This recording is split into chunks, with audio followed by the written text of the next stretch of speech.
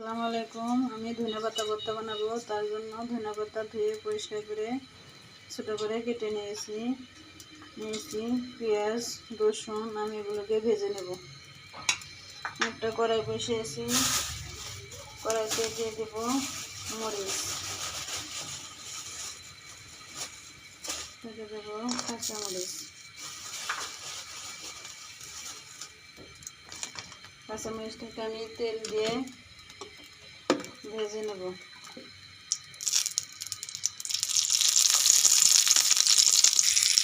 মরিচটা আমি ভেজে নেব।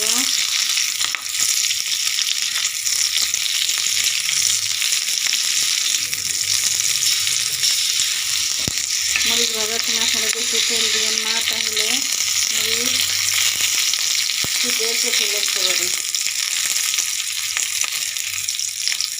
এর ভিতরে দিয়ে দেব রসুন আর পেঁয়াজ। আমি মরিচের সাথে ভেজে নেব।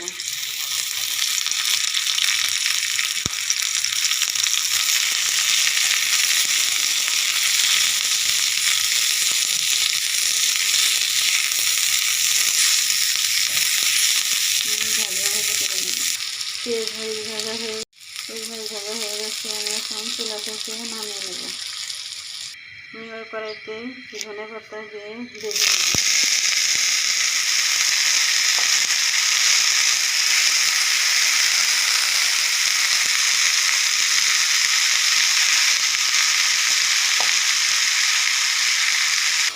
ধনেপাতার ভিতরে দিয়ে দেবো পরিমাণ মতো তেল।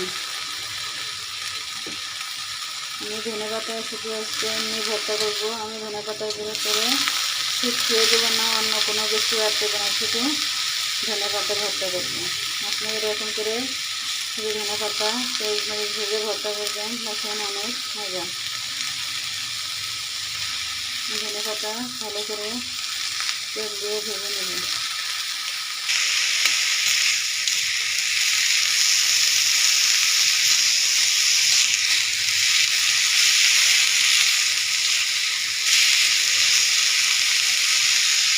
ধনেপাতাটা প্রায় ভেজে না হয়ে গেছে, আমার একটু ভেজে নেব।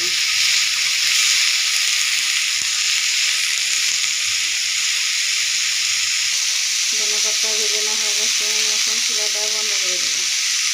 আমি পাটায় বেটে নেব। তার জন্য আমি পাটার উপরে পেঁয়াজ মরিচ সাথে নিয়েছি লবণ, এগুলোকে আমি ভালো করে বেটে নেব। আপনারা চাইলে ব্লেন্ডারেও করতে পারেন। আমি পাটায় বেটে নেব। আমি মরিচ পেঁয়াজ বেটে নিয়েছি। আমি এবার ধনেপাতাও বেটে নেব। ধনেপাতাও বেটে নেওয়া হয়ে গেছে। আমি এর ভিতর দিয়ে দেবো সরিষার তেল। দিয়ে আমি হাত দিয়ে ভালো করে মেখে নেব। দেখেন কত সুন্দর কালার এসেছে। আপনারা চাইলে এরকম করে ধনেপাতা ভর্তা করে খেতে পারেন। যখন কোনো কিছু খেতে ভালো লাগবে তখন ধনেপাতা ভর্তা করবেন। দেখেন ভাত খাওয়ার রুচিটা অনেকটাই বেড়ে যাবে। আমাদের ধনেপাতা যদি আপনার ভালো লেগে থাকে ভর্তার রেসিপি, তাহলে অবশ্যই বাসায় একবার ট্রাই করবেন। কেমন হয়েছে তা খেয়ে কমেন্টসে জানাবেন।